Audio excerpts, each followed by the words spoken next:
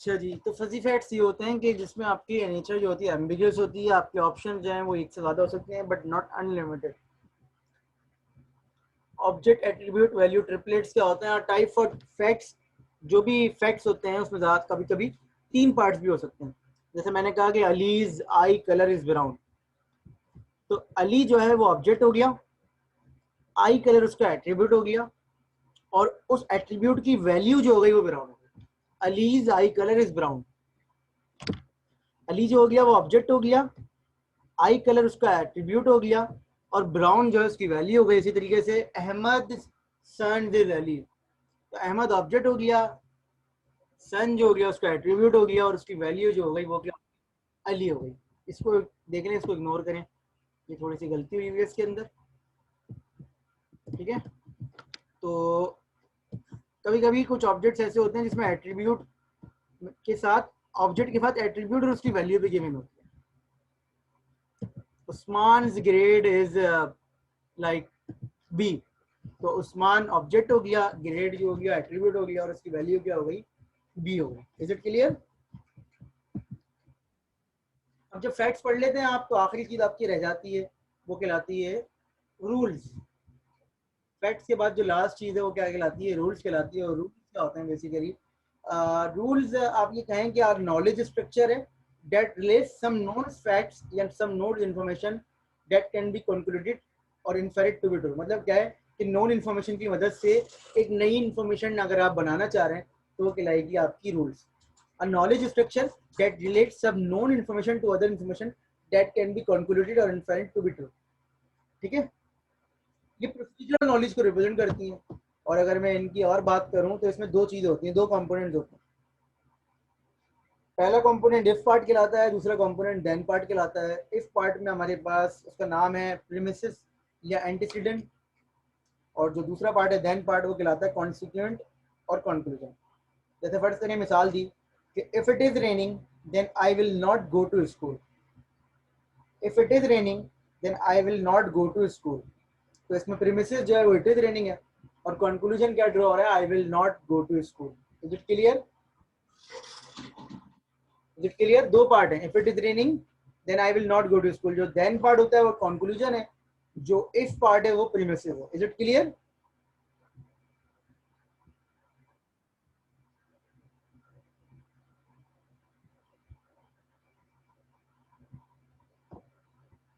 बाकी सबको, सबसे पूछ रहा हूँ।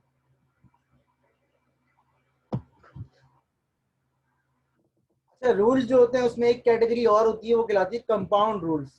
कंपाउंड रूल्स में बेसिकली जो प्रीमिसिस होते हैं ना, इफ पार्ट, ये एक से ज्यादा नॉन इन्फॉर्मेशन पे भी मुश्तमिल हो सकता है। जैसे ये है कि if it is raining, if it is raining and I have an umbrella, ये पूरा पार्ट जो है if it is raining and I have an umbrella, देखिए इसमें दो फैक्ट्स आ रहे हैं। तो ये दो प्रीमिसिस, एक प्रीमिसिस के अंदर दो हमारे पास इंफॉर्मेशन आ रही है। तो इस तरह के रूल्स जो कहलाते हैं वो कंपाउंड रूल्स कहलाते हैं, इन विच मल्टीपल प्रीमिसिस में बी ज्वाइंड यूजिंग एंड और एंड को हम यहाँ कंजंक्शन कहते हैं, और को हम क्या कहते हैं, डिसजंक्शन कहते हैं। Is it clear to all of you?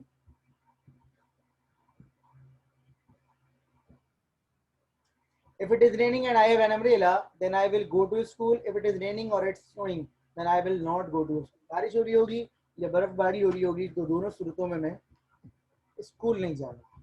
ठीक है। अच्छा, रूल्स की भी कुछ टाइप्स हैं। तो पहली टाइप क्या आती है, अच्छा मिलती जुलती टाइप्स हैं ये, तो इसमें ज्यादा कंफ्यूज होने की जरूरत नहीं है। पहली टाइप में हमारे पास रिलेशनशिप रूल्स, कि कंक्लूजन वाले पार्ट का प्रीमिसेस वाले पार्ट से कोई ना कोई रिलेशनशिप बिल्ड हो रहा। If you hear a loud sound then silencer is not working।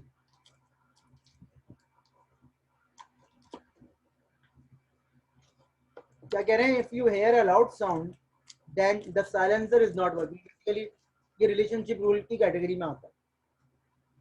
Recommendation क्या है कि आपको कंक्लूजन वाले पार्ट में कोई ना कोई रिकमेंडेशन की जा रही हो। If it is raining then bring an umbrella, आपको रिकमेंड किया जा रहा है कि आप एक अम्ब्रेला रख लें क्योंकि बारिश हो रही है। क्लियर?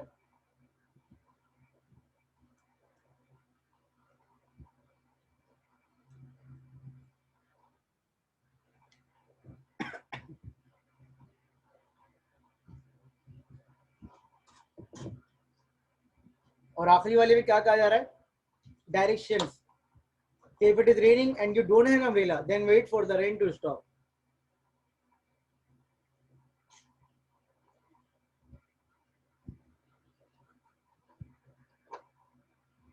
अब स्टूडेंट ये कहते हैं कि सर रिकमेंडेशन और डायरेक्टिव में देखिए एक ही जैसा लग रहा है. तो ठीक है, रिकमेंडेशन में ना आपको कोई चीज पिक करने का कहा जा रहा है, मतलब एक कैटेगरी में आ भी सकते हैं और नहीं भी आ सकते हैं. तो यहाँ इतना कंफ्यूज होने की जरूरत नहीं है. आपको अगर कोई डायरेक्टिव या डायरेक्शन दी जा रही है तो आप उसको डायरेक्टिव की कैटेगरी में, अगर आपको रिकमेंडेशन दी जा रही है तो आप क्या करें, उसको रिकमेंडेशन में डाल दें. इसी तरीके से एक रूल की कैटेगरी है वो कहलाते हैं वेरिएबल रूल. वेरिएबल रूल्स क्या होते हैं,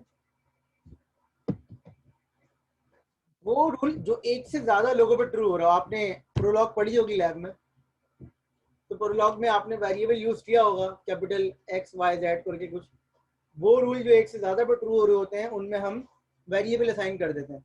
if the same type of rule is to be applied to multiple objects, we use variable rules, that is rules with variable, like if x is a student and x GPA is greater than 3.7, then place x on honor roll.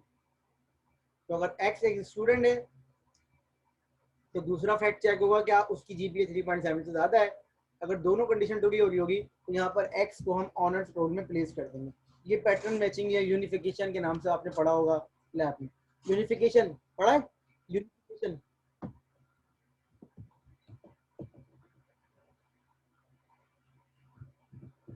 Unification के नाम से पढ़ा है lab 2 या 3 में.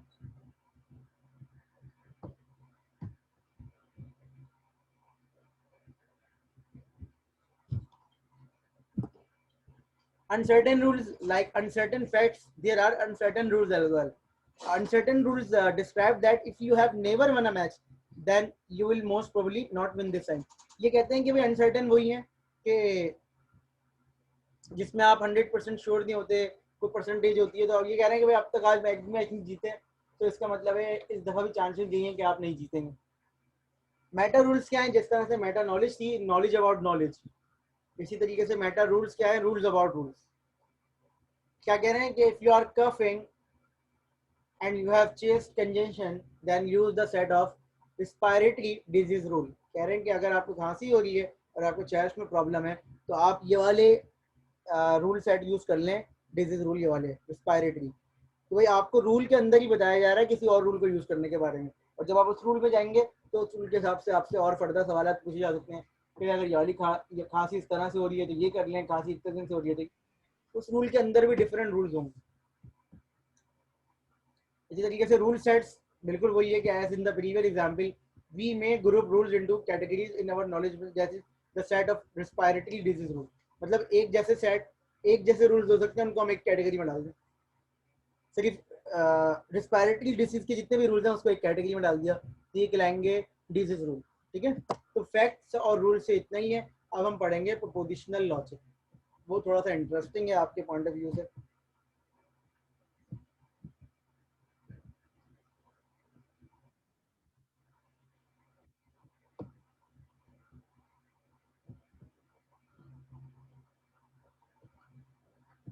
ठीक है sir.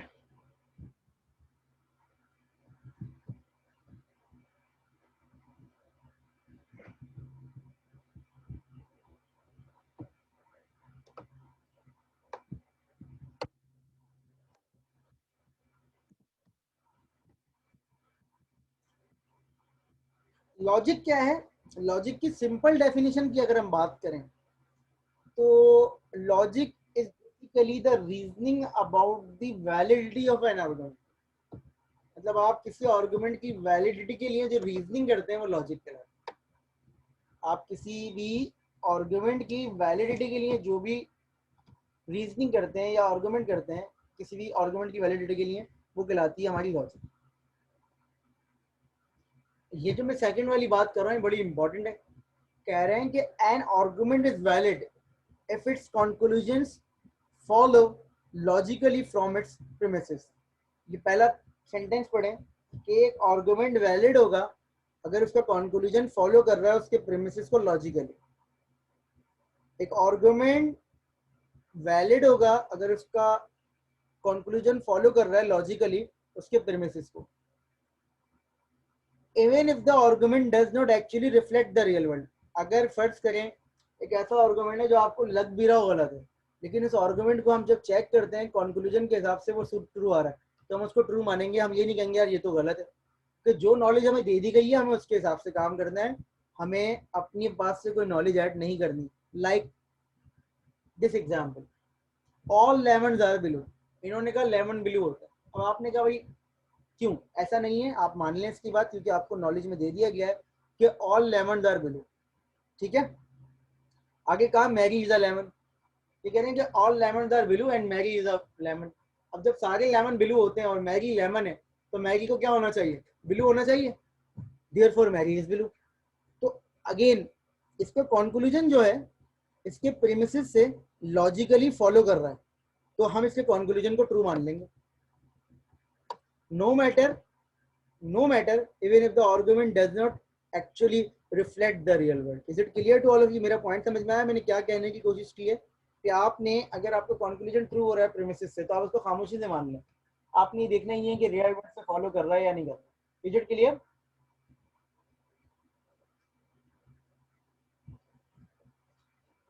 मेरा पॉइंट समझ में आ गया सबके?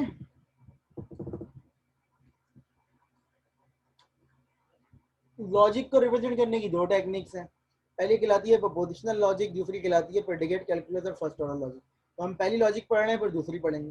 पहली पढ़ेंगे, पहली में कुछ ड्रॉबैक होंगे, कुछ लिमिटेशंस होंगी, जिसकी वजह से हम दूसरी पे आ जाएंगे। तो अभी हम प्रोपोजिशनल लॉजिक की तरफ जाएंगे। ठीक है, अलजेब्रा भी एक तरह की फॉर्मल लॉजिक है that deals with the numbers. ठीक है, similarly propositional logic and predicate calculus are the forms of formal logic for dealing with propositions. Propositions के साथ ये दो तरह की लॉजिक डील करती है। प्रोपोजिशनल लॉजिक की कुछ लिमिटेशन है जिसकी वजह से हम फर्स्ट ऑर्डर लॉजिक का प्रेडिकेट कैलकुलस पे जाते हैं। ये बात मैं आपको बता चुका हूँ पिछले स्लाइड में, वही बात आ रही है दोबारा कि statement are sentences that claim certain things can be either true और फॉल्स बट नॉट बोथ। एक वक्त में दोनों नहीं हो सकते कि भी statement. Propositional logic deals with the proposition. Propositional constant दो होते हैं, ट्रू या फॉल्स। ठीक है, और propositional variable can have T और एफ वैल्यू। कोई भी प्रोपोजिशनल वेरिएबल होगा, चाहे वो कोई सा भी वेरिएबल आपने असाइन किया हो, उसकी कोई एक ही वैल्यू होगी, या तो ट्रू या तो फॉल्स।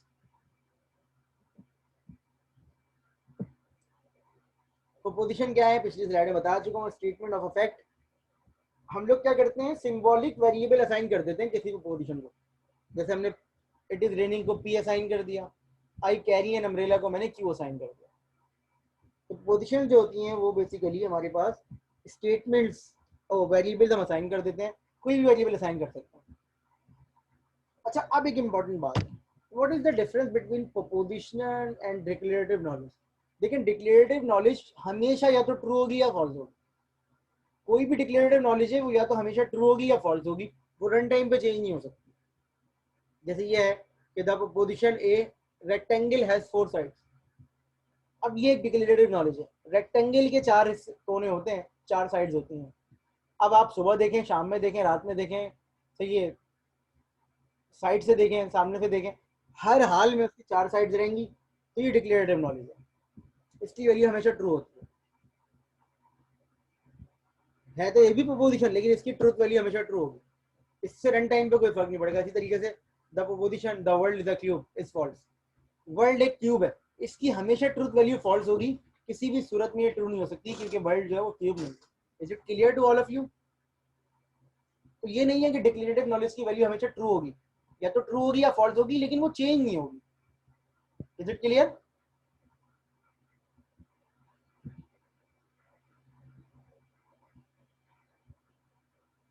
अब proposition is sentence whose truth value may be determined, तो सी each variable is a truth value।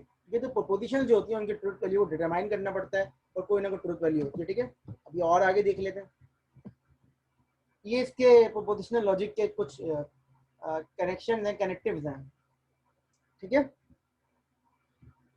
जिसमें ये है एंड जिसे आप कंजंक्शन पढ़ते हैं, ये और है जिसे आप डिसजंक्शन पढ़ते हैं, ये इम्प्लाइज दैट है जिसे आप कंडीशनल भी कह सकते हैं। ठीक है, इम्प्लीकेशन भी कह सकते हैं, इम्प्लाइज दैट क्या होता है मैं बताऊंगा मैं आपको। ये बाई डायरेक्शनल है, इज इक्विवेलेंट, और ये नॉट ए नेगेशन। ठीक है, ये देखें पी, फर्ज करें पी जो है वो है इट इज हॉट, क्यू का मतलब है इट इज ह्यूमिड, और आर का मतलब है इट इज रेनिंग।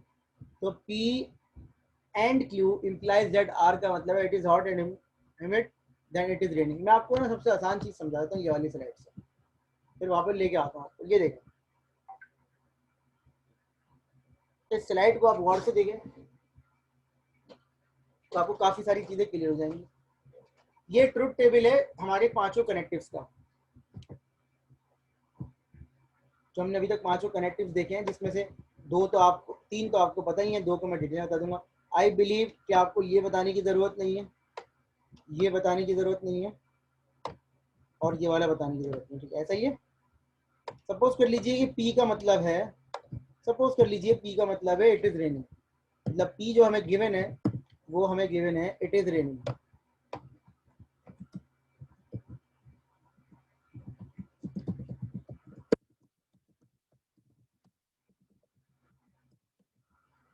और क्यू जो है वो हमें गिवन है आई हैव एन अम्ब्रेला।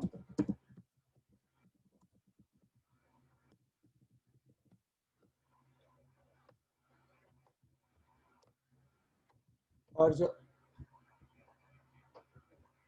बस दो ही है ना।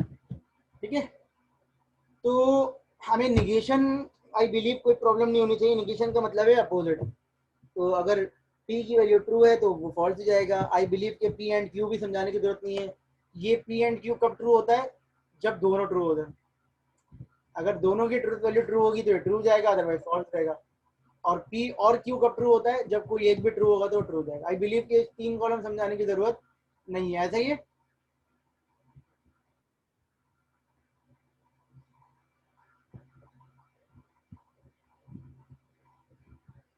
अब मैं आपको समझा रहा हूँ फोर्थ वाला कॉलम, ए इंप्लाइज बी, मतलब पी इंप्लाइज क्यू। देखिए पी इंप्लाइज क्यू का मतलब क्या है?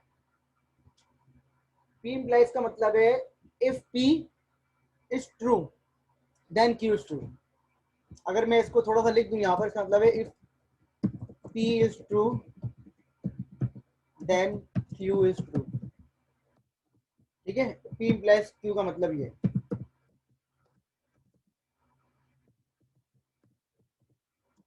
आप बोलेंगे सर ये तो इतनी आसान सी बात है, तो आप इतना डिटेल में क्यों समझा रहे हैं? इसको समझ लेते हैं। इसका मतलब है अगर पी ट्रू होगा तो क्यू ट्रू होगा। इसका मतलब ये नहीं है कि क्यू सिर्फ जब ट्रू होगा जब पी ट्रू होगा। दोबारा रिपीट कर रहा हूँ, इफ पी देन क्यू, इसका मतलब ये नहीं है कि अगर पी ट्रू होगा, इसका मतलब ये है कि पी ट्रू होगा तो क्यू ट्रू होगा। लेकिन कहीं भी इसका मतलब ये नहीं है कि सर क्यू ट्रू है तो पी भी ट्रू होना चाहिए। ऐसे है ये forward, P implies Q, Q implies P नहीं है। इसका मतलब क्या है, मैं आपको मिसाल देता हूँ। पहले वाले केस पे आइए, इस केस पे, इस केस में क्या लिखा हुआ है कि पी फॉल्स है, इसका मतलब बारिश नहीं हो रही। ऐसा ही है, इसका मतलब बारिश नहीं हो रही। और क्यू का मतलब क्या है कि मेरे पास अम्ब्रेला भी नहीं है। तो अगर मैं बोलूं कि बारिश नहीं हो रही तो पी की वैल्यू क्या है? फॉल्स। तो जब पी फॉल्स है तो क्यू की मर्जी है, क्यू कुछ भी हो सकता है। ऐसा ही है। तो ये हमें समझ में आ गया कि पी इंप्लाइज क्यू क्या हो गया, ट्रू हो गया। कि भाई बारिश नहीं हो रही और मेरे पास अम्ब्रेला भी नहीं है, बारिश नहीं हो रही और मेरे पास अम्ब्रेला भी नहीं है, सही है, तो मसला ही नहीं है। Is it clear? पहला वाला समझ में आया कि बारिश नहीं हो रही ना मेरे पास अम्ब्रेला है, तो ये कंडीशन हो गई ट्रू। क्यों? क्योंकि बारिश नहीं हो रही, मेरे पास अम्ब्रेला भी नहीं है। सही बात है, जाने दो। Is it clear?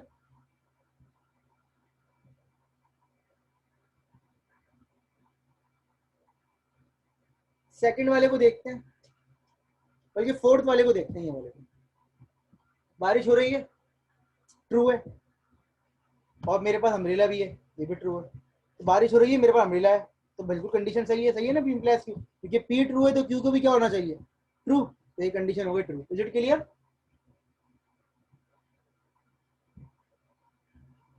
Is it clear?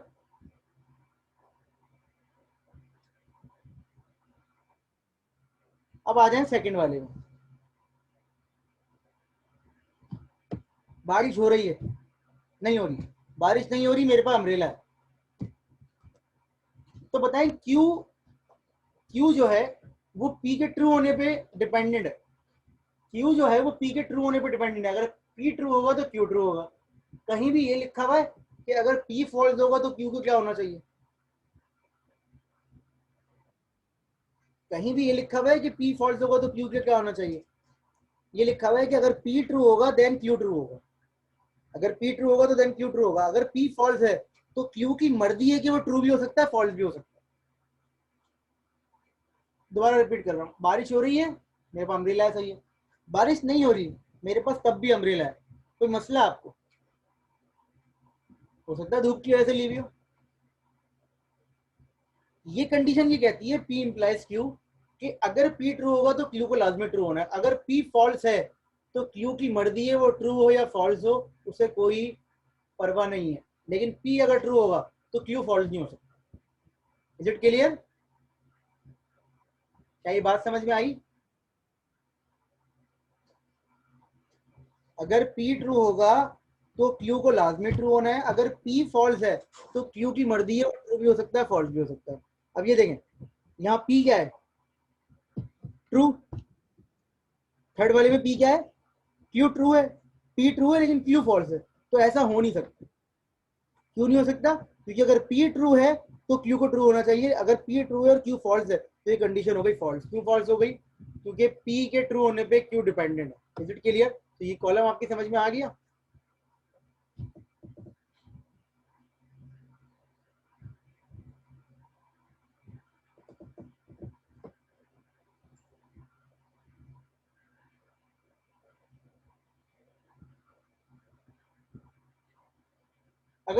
अगर इसको समझने में अभी प्रॉब्लम है तो देखिए, सिंपल सी एक चीज बता रहा हूँ, वो आप अगर बिठा ले अपने दिमाग में,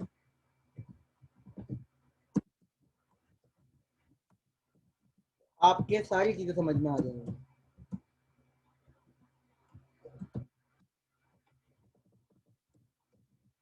ये कह रहे हैं कि प्राइम इंप्लाइज दैट ऑड। अगर प्राइम है तो वो ऑड भी होगा, लेकिन अगर प्राइम नहीं है तो इट मे बी ऑड और मे नॉट बी ऑड। ठीक है? प्राइम के ट्रू होने पे ऑड होना लाजमी है, लेकिन अगर प्राइम नहीं है तो इट मे बी ऑड। फर्ज करें हम इसको चेक करते हैं। लेकिन 33 नहीं, सॉरी 31 प्राइम है। प्राइम है, 31 प्राइम है, ऑड भी है। ऐसा ही है, 31 प्राइम है और ऑड भी है, तो कंडीशन ट्रू हो रही है। लेकिन अगर मैं बोलूँ 33, तो बताएं 33 प्राइम है? नहीं है, लेकिन ऑड है, तो हो सकता है। तो इम्प्लाइज डेट इजाजत दे रहा है कि अगर पी फॉल्स है तो क्यू जो है वो ट्रू हो सकता है। तो देखें यहाँ ये फॉल्स आ रहा है। ये अगर मैं यहाँ बनाने की कोशिश करूँ ये स्टैम्प, तो देखें ये प्राइम नहीं है लेकिन ऑड हो सकता है, तो इम्प्लाइज डेट इसको अलाउ कर रहा है। लेकिन अगर मैं एक और चीज फर्ज करिए, मैंने बोला 26, तो 26 प्राइम भी नहीं है, ऑड भी नहीं है, तो ये कंडीशन फॉल्स हो गई। तो मैं आपको समझाने की ये कोशिश कर रहा हूँ कि ये ए इम्प्लाइज बी जो है या पी इम्प्लाइज क्यू, ये हर जगह नहीं लगता, सिर्फ उन्हीं जगहों पे लगता है जहाँ इसको लगना चाहिए। अब ऐसा नहीं उठा के कहीं भी लगा देंगे इसे। अगर आपने इसको कहीं पे भी लगा दिया तो ये अपने हिसाब से काम करता है, ये आपके हिसाब से काम नहीं करता। तो मैंने आपको दो मिसालें दी, अम्ब्रेला वाली दी और ये वाली दी प्राइम वाली। ये यहाँ लग सकता है, कहीं और लगाएंगे फंस जाएंगे। तो पी इम्प्लाइज क्यू वहीं लगेगा जहाँ इसकी जरूरत है। Is it clear to all of you?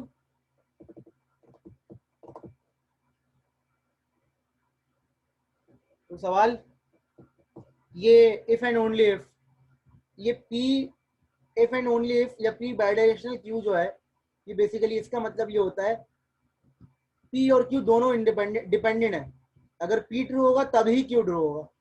अगर पी ट्रू होगा तभी क्यू ट्रू होगा, और क्यू ट्रू है तो लाजमी है कि पी को भी ट्रू होना चाहिए। मतलब ये बाई डायरेक्शनल है। इम्प्लाइज दैट का बाई डायरेक्शनल हो गया ये कि भाई क्यू और पी आपस में इंडिपेंडेंट नहीं है, डिपेंडेंट होगा। पी क्यू पे डिपेंडेंट है, क्यू पी पे डिपेंडेंट है। इसका मतलब है अगर आपने मुझे बोला क्यू पी है, क्यू जो है वो ट्रू है, तो मैं कहूँगा पी को भी ट्रू होना चाहिए। अगर बोलेंगे आप पी फॉल्स है तो मैं बोलूंगा क्यू को भी फॉल्स होना चाहिए। ये बाई डायरेक्शनल है। ये देखें, ये फॉल्स है, ये फॉल्स है, कंडीशन ट्रू हो रही है। देखो ट्रू हो गया। ये फॉल्स ये ट्रू है, ऐसा हो नहीं सकता इसके अंदर। क्या एक फॉल्स है एक ट्रू हो, तो देखें फॉल्स होगी। एक ट्रू एक फॉल्स है, देखें ये भी फॉल्स हो गया। लेकिन ये दोनों ट्रू हैं तो ये कंडीशन क्या होगा? ट्रू हो गई। Is it clear to all of you?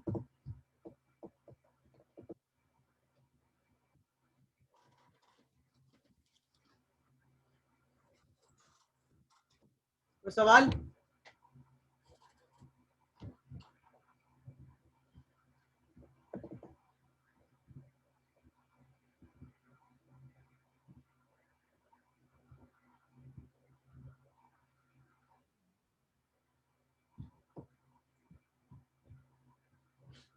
कोई सवाल है किसी का?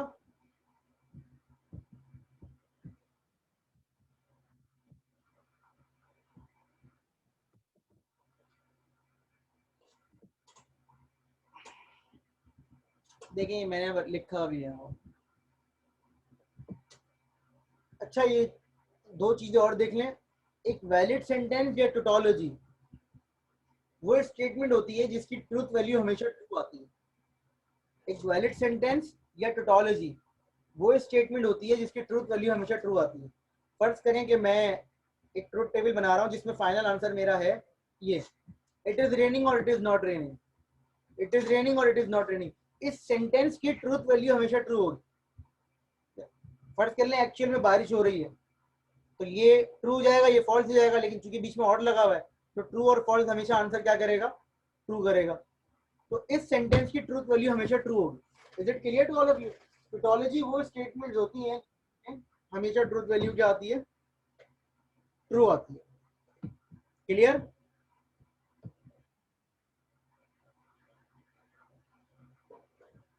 Is it clear?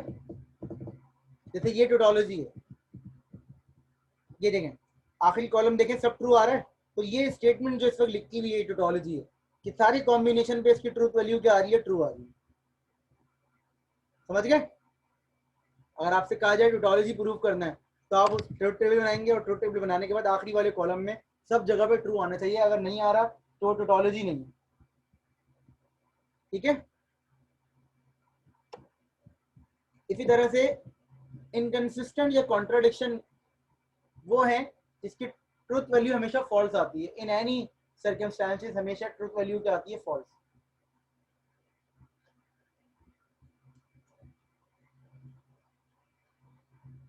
जैसे ये लिखा हुआ है it is raining and it is not raining, तो एंड लगा हुआ बीच में, तो इसकी ट्रूथ वैल्यू हमेशा क्या आएगी, फॉल्स आएगी। क्योंकि अगर एक ट्रू होगा तो दूसरा फॉल्स हो जाएगा, एक फॉल्स होगा तो दूसरा ट्रू हो जाएगा। जब ऐसा होगा तो एंड की वजह से क्या होगा कि एक फॉल्स एक ट्रू है तो हमेशा आंसर क्या आएगा, फॉल्स आएगा। तो ये कहलाते हैं कॉन्ट्रडिक्शन। ये देखें ये टोटोलॉजी है।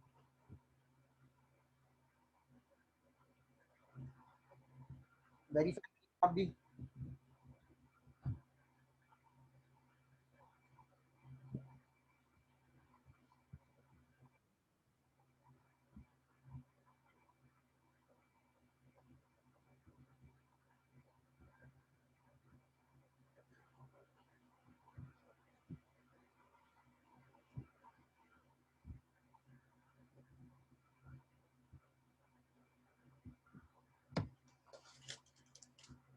ठीक है भाई, इसको देख लीजिएगा, टोटोलॉजी है।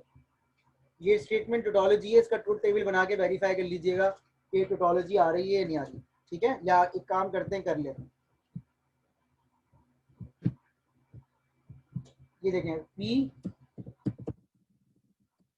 Q E implies Q and Q implies P, और आखिरी वाले कॉलम को पूरे को मैं नाम दे रहा हूँ, और लगा हुआ है ना बीच में, तो मैं इसको कॉपी करके और लगा देता हूँ।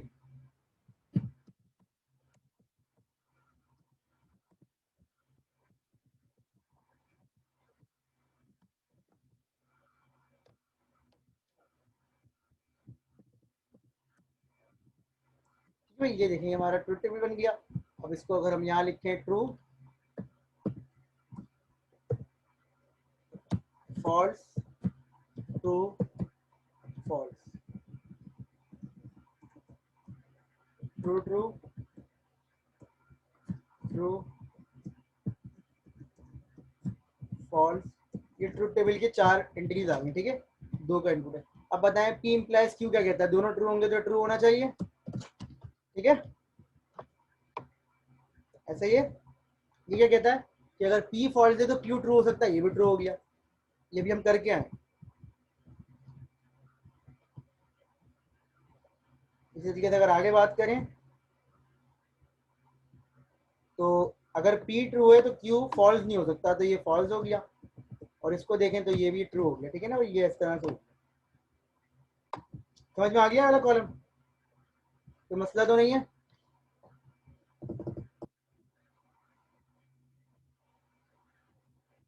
तो मसला तो नहीं है।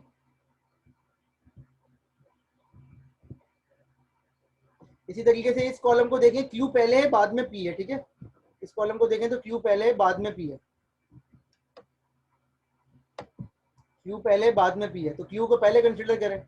अगर Q ट्रू है तो P को ट्रू होना चाहिए, तो पहले Q ट्रू है, सही है, ट्रू हो गया। सेकंड थर्ड वाले को देखें तो आपको समझ में आएगा कि Q ट्रू है P फॉल्स है, तो अगर Q ट्रू है तो P फॉल्स नहीं हो सकता, ये फॉल्स हो गया।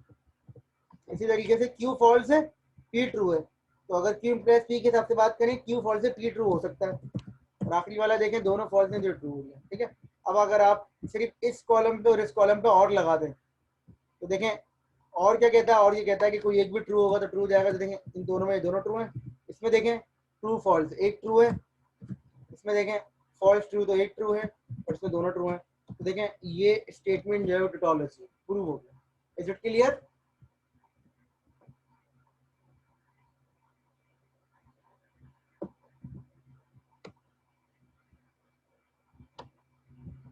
जी इजी है।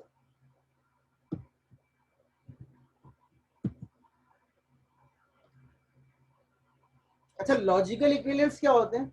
दो जो स्टेटमेंट है,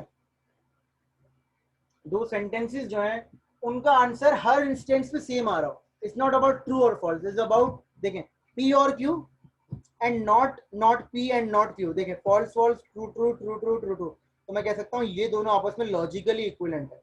is it clear? Logically equivalent का मतलब है ट्रू फॉल्स मिक्स होंगे लेकिन सेम आ रहे होंगे हर कॉम्बिनेशन में, तो ये कहलाते हैं logical equivalent. Is it clear to all of you? तो ये देखिए जरा स्क्रीन पे, ये कुछ लॉजिकल इक्विवेलेंट आपको याद नहीं रखने, लेकिन जस्ट बताया जा रहा है आपको कि लॉजिकल इक्विवेलेंट है। कुछ इसमें से प्रॉपर्टीज भी कहलाती हैं जो आपने डीएलडी में पढ़ी होंगी। ये कम्यूटेटिव है, ये एसोसिएटिव है, ये डी मॉर्गन्स पढ़ी होंगी आपने, डिस्ट्रीब्यूटिव पढ़ी होगी, ठीक है। ये नहीं पढ़ी होगी कॉन्ट्रापोजिशन, डबल निगेशन पढ़ी है आपने, ठीक है। एसोसिएटिव पढ़ी है, सिर्फ ये नहीं पढ़ी आपने ये दोनों, बाकी सब पढ़ी है आप। आपको पता है प्रूफ कैसे करते हैं इनको? आप सबका ट्रूथ टेबल में कॉलम बनाए थे और वो वेरीफाई हो जाए। आपने सिंप्लीफिकेशन पढ़ी होगी ना किसी भी के मैप से, तो वहां वो यही हो रहा होता है।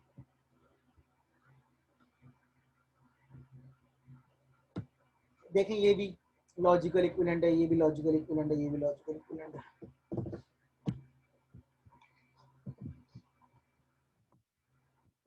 इसको देख लें। ये समटाइम्स ऐसा होता है ना कि किसी ब्रैकेट पे से आपको बाहर हटाना होता है पूरा निगेशन का साइन, तो आप इसी तरीके से चीज़ों को बाहर पिक करते हैं। देखें इस पूरे पे बाहर लगा हुआ है, लेकिन अगर इस तरह से स्टेटमेंट हो तो ये सिंबल ये करके बाहर आ जाएगा, ये ऐसे बाहर आ जाएगा, ये ऐसे बाहर आ जाएगा। अब आपके ख्याल में अगर प्रोपोजिशनल लॉजिक हमने पढ़ ली तो इसमें कोई लिमिटेशन नजर आ रही है?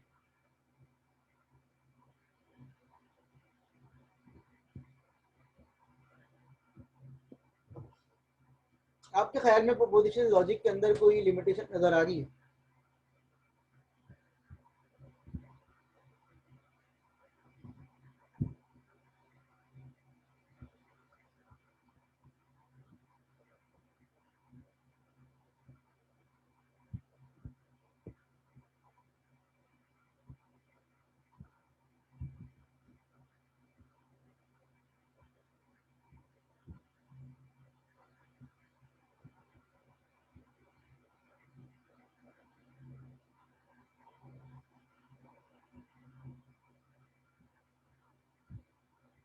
मैं ये कह रहा हूँ कि आपने प्रोपोजिशनल लॉजिक पढ़ ली।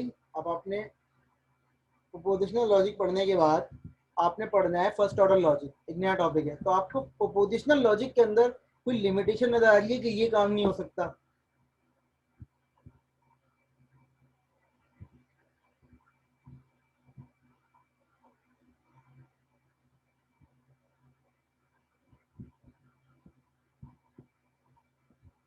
कोई भी चीज समझ में आ रही हो आपको पढ़ के कि सर ऐसा है?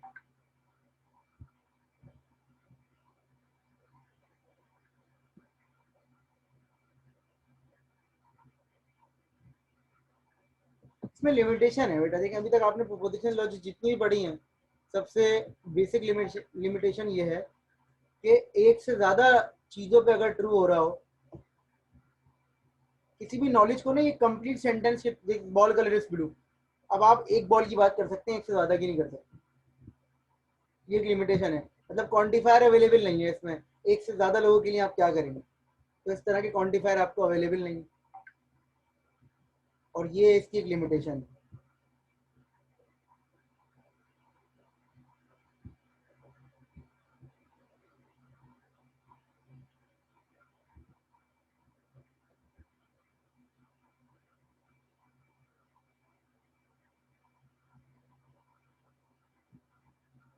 ठीक है, तो अब हमारा जो नेक्स्ट टॉपिक होगा वो है first order logic. First order logic के अंदर बेनिफिट्स क्या है हमारे पास? बेनिफिट्स ये हैं कि हम एक से ज्यादा चीजों पे अगर कोई प्रोपोजिशन ट्रू हो रही हो तो उसके लिए भी हम क्या कर सकते हैं? हम ये फर्स्ट ऑर्डर लॉजिक यूज कर सकते हैं। फर्स्ट,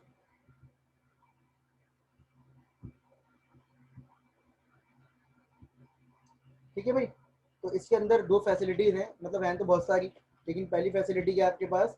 वो कहलाती है क्वांटिफायर। क्वांटिफायर दो तरह के इसके अंदर अवेलेबल। वो कौन कौन से हैं अभी आपको बता रहा हूँ मैं, लेकिन देखें ये इस तरह से हम लिख सकते हैं। जैसे first second Ahmed is the man, आपने ये प्रेडिकेट कैलकुलस पढ़ी होगी अपने लैब के अंदर, अहमद इज द मैन। तो अब मैन सेम रहेगा, अहमद की जगह पे कोई और नाम आ जाएगा। अहमद फादर इज बिलाल, या बिलाल इज अहमद फादर, या अहमद इज बिलाल फादर, या अहमद इज चांद brother, Bilal zone the car, Bilal is tall and so on. ठीक है,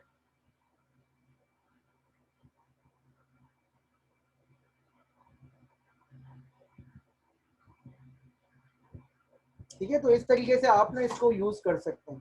अब हम इसको पढ़ेंगे कि भाई किस तरीके से हम इसको वेरीफाई कर रहे हैं। ठीक है, तो ये है हमारा फर्स्ट ऑर्डर लॉजिक का टॉपिक, और इसमें हमारे पास कुछ फैसिलिटीज अवेलेबल हैं। ये पांच कनेक्टिव्स तो वही रहेंगे जो आपने पीछे पढ़े।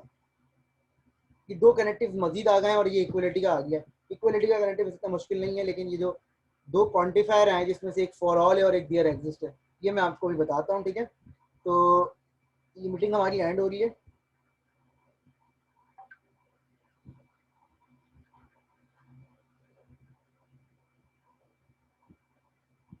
ये मीटिंग हमारी एंड हो रही है और हम फौरन ज्वाइन कर रहे हैं। मैक्सिमम 5 मिनट बाद हम लोग ज्वाइन कर रहे हैं, क्योंकि एक मीटिंग और कनेक्ट करके हम लोग क्लास लेके फिर उसके बाद आपको क्विज दे देंगे डायरेक्टली। तो बीच में ब्रेक नहीं दे रहा मैं अभी, सिर्फ 5 मिनट का ब्रेक है। हम इसको कंसीडर कर रहे हैं